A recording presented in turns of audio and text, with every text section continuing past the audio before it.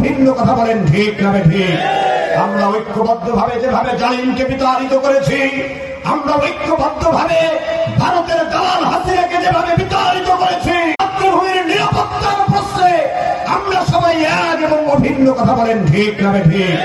আমরা ঐক্যবদ্ধভাবে যেভাবে জালিমকে বিতাড়িত করেছি, আমরা ঐক্যবদ্ধভাবে ভারতের দালাল হাসিনাকে যেভাবে বিতাড়িত করেছি, প্রিয় মাতৃভূমি বাংলাদেশের স্বাধীনতা সার্বভৌমত্বের প্রশ্নে, নিরাপত্তার প্রশ্নে জীবনের বাজি রেখে হলেও এদেশের প্রতি ইঞ্চি জমিনের নিরাপত্তার খাতিরে এক এবং অভিন্ন হয়ে জীবনের ঝুঁকি নিয়ে বাস্তব ময়দানে লড়াইয়ে নামতে হবে। প্রয়োজন হলে কারা কারা রাজিয়েছেন তো হাত উঁচু করে আল্লাহকে দেখা।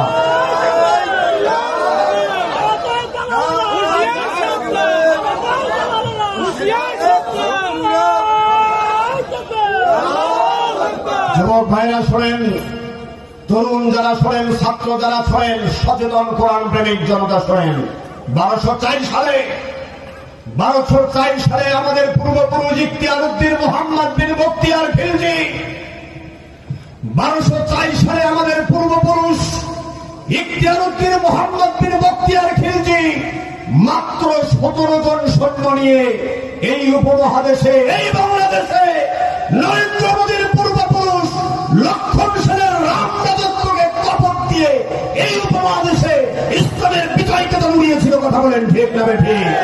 আমরা নরেন্দ্র মোদী ভারতের আধিপত্যবাদী সাম্রাজ্যবাদী শক্তি, উগ্র হিন্দুত্ববাদী শক্তিকে জানিয়ে দিতে চাই, আমরা আমাদের পূর্বপুরুষ বখতিয়ার খিলজির রুহানি সন্তান, বখতিয়ার খিলজির রুহানি সন্তানরা একজন বেঁচে থাকতে, একজন কোরআন প্রেমিক জনতা বেঁচে থাকতে লক্ষণ সেনের কোন উত্তরসূরিকে বাংলাদেশ বিরোধী কোন ষড়যন্ত্র বাস্তবায়ন হতে দেব না, হতে দেব না, হতে দেব না। কথা বলেন ঠিক না?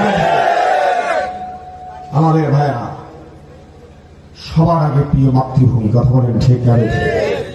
এখন আমাদের স্লোগান একটাই, হয় মাতৃভূমি না হয় শাহাদাত। কথা বলেন ভাইরা, মাতৃভূমি যদি না থাকে তাহলে আপনার ধর্ম কোথায় থাকবে, আপনার জীবন কোথায় থাকবে, জীবিকা কোথায় থাকবে? ঠিক না ঠিক বলেন? সবার আগে দেশ।